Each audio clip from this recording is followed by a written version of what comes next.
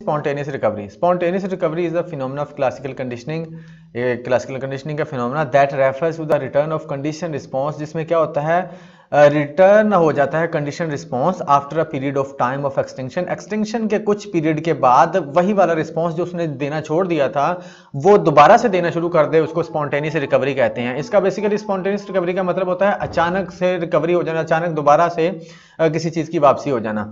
For example when पेवलव weighted a few days after extinguishing the condition response, जब वो response देना बंद कर दिया था ना, उसने कुछ देर वेट किया।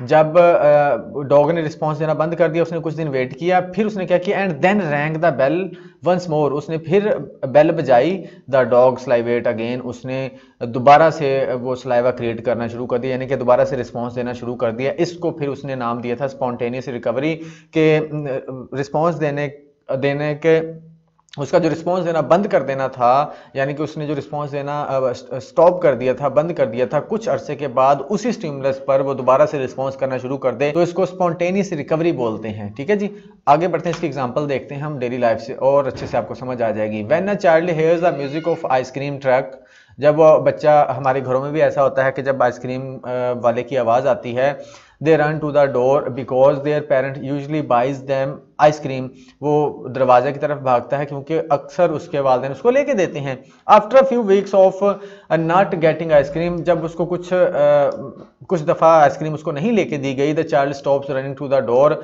उसने दरवाजे की तरफ भागना बंद कर दिया जब आइसक्रीम वाला आता था।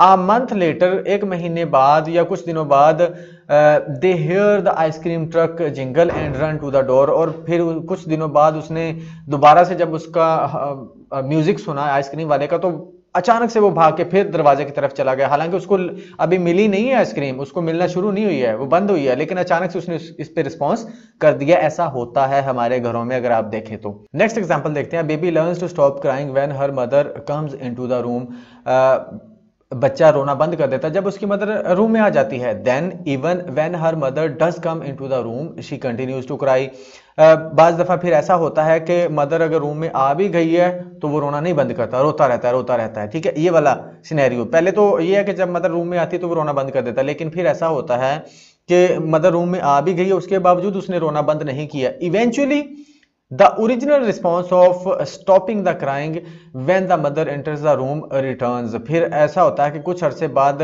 दोबारा से वो ऐसा करना शुरू कर देता है कि जैसे ही मदर रूम में एंटर हुई है तो उसने रोना बंद कर दिया।